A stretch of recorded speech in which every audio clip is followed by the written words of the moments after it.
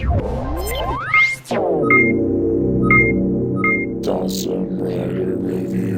YouTube, Dawson Rider here with my review of the Ammonite Zord from Power Rangers Dino Charge. This is a very special individual Zord because it is an American exclusive.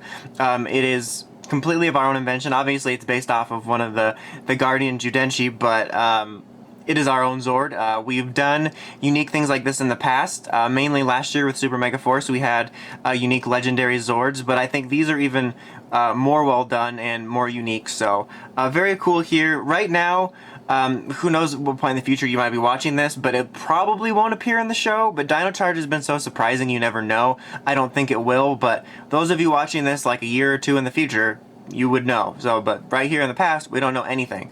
But regardless of whether or not it would be in the show, it's still a really cool addition.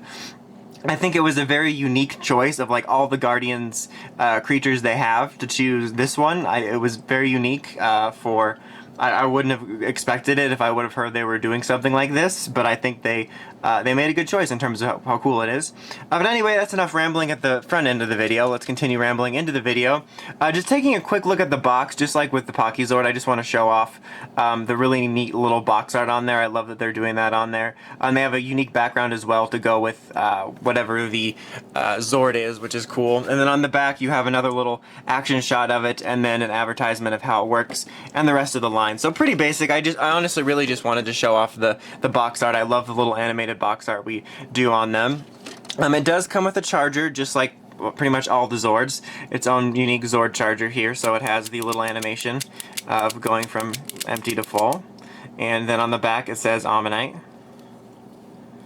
And then very quick look here next to its Japanese counterpart, which you can see this only has two switches and one of them is sparkly, and the number is solid.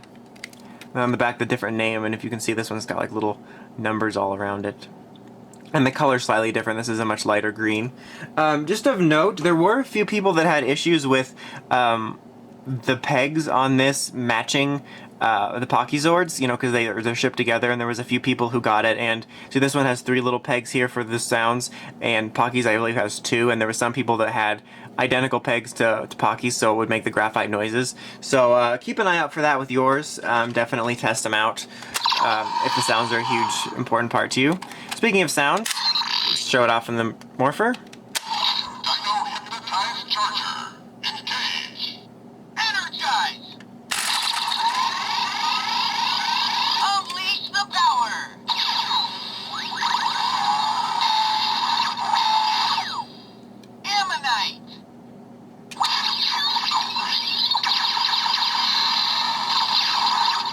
Alright, so those are its noises. Okay, so now let's go ahead and take a look at the Zord itself, which I think looks pretty good. I think they did a really good job of making this Zord looks like it fits in. It looks like it could have been made in the show. It looks like it could be in the show. I did dig some of the stuff they did with the Super Mega Force Zords, but those definitely looked more, I don't know, toyetic or toy-like. That I mean, this doesn't not look like a toy, but what I mean is that this one definitely looks like more so it was designed to be in the show. I think it's because it's a completely unique Zord. It's not a repurpose of like the Raptor or the Parasaur or the Pocky Zord. It's 100% its own thing.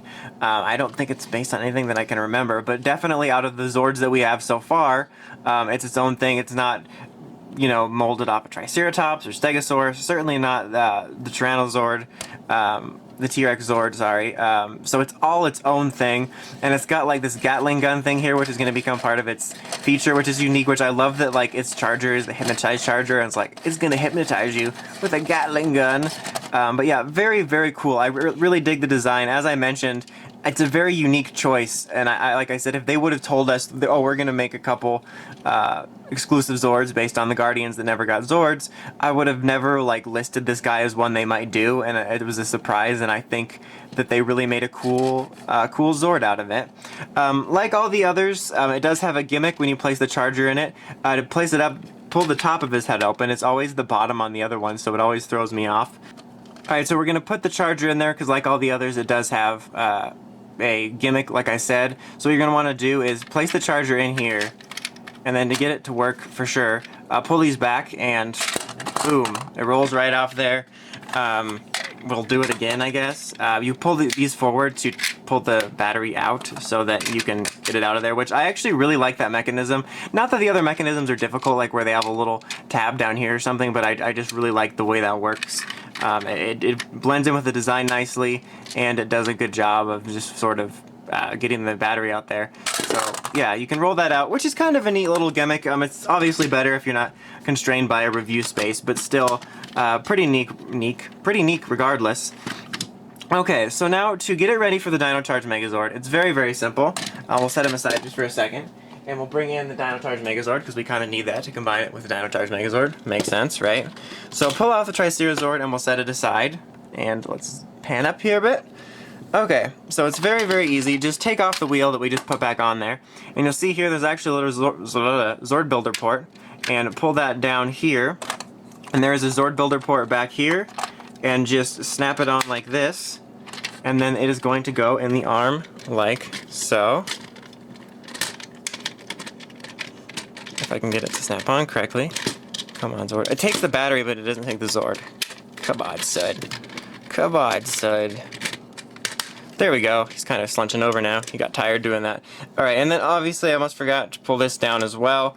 So you have that. So there you have it, combined with the Dino Charge Megazord in its default mode, which essentially creates like this little Gatling gun, which is pretty cool looking. It's very heavy for it as well. As you can see, every time I touch it, it just falls right down. But still, it's pretty neat, and like I said, it definitely looks like it fits in with the rest of what the show does. Now, personally, what I like to do here, which is pull the arm completely off and say, you know what, heck with the arm. But I'm gonna put Tricerazord back on because otherwise this will look really awkward. Okay. So I like to take this, and there's a Zord Builder port on the top of the Megazord, and there's one here as well, and put it right here like this.